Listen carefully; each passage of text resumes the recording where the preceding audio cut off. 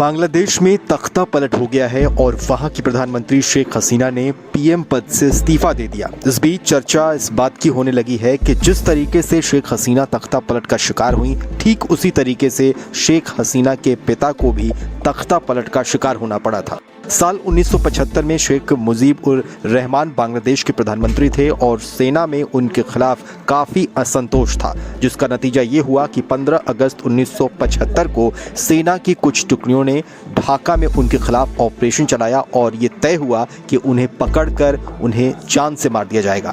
उस समय शेख मुजीब उर रहमान के ढाका में 3 घर थे और तीनों घरों पर सेना ने तब कार्रवाई की।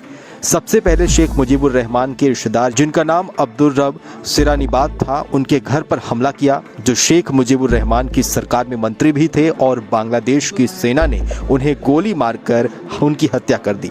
इसके बाद सेना की दूसरी टुकड़ी ने शेख मुजीबुर रहमान के घर पर हमला किया। उस समय उनके जो पर्सनल असिस्टेंट थे, उन्होंने पुलिस को कई बार फोन किया, लेकिन उन्हें कोई मदद नहीं मिली। इस दौरान सेना उनके घर में घुस गई और सबसे पहले उनके बेटे शेख कमाल को गोली मारी गई, जो सीढ़ियों पर खड़े थे। उसके बाद शेख कमाल की पत्नी, उनके छोटे बेटे शेख जमाल, उनकी पत्नी, बाद में शेख मुजीब को भी गोली मार दी गई। इस दौरान शेख मुजीबुर रहमान के छोटे बेटे नासिर ने सेना से गुहार लगाई और कहा कि वो राजनीति में नहीं है, लेकिन इसके बावजूद उन्हें बख्शा नहीं गया और सेना के जवानों ने उन्हें गोली मार दी। शेख मुजीब के सबसे छोटे बेटे रसल उस समय सिर्फ 10 साल के थे, लेकिन सेना ने उन्हें भी गोलियों से भून डाला। और इस तरीके से बांग्लादेशी सेना ने शेख हसीना के पूरे परिवार को एक एक कर मार डाला।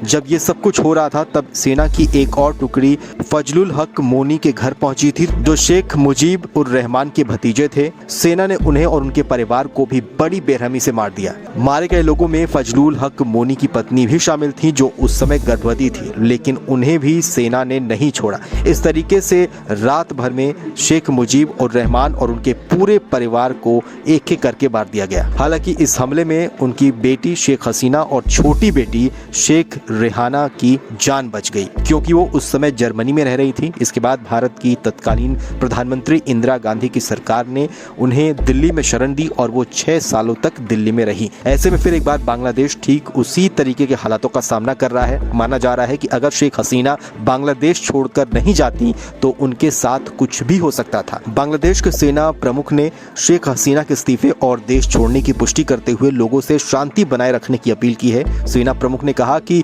हमने आज सभी पार्टी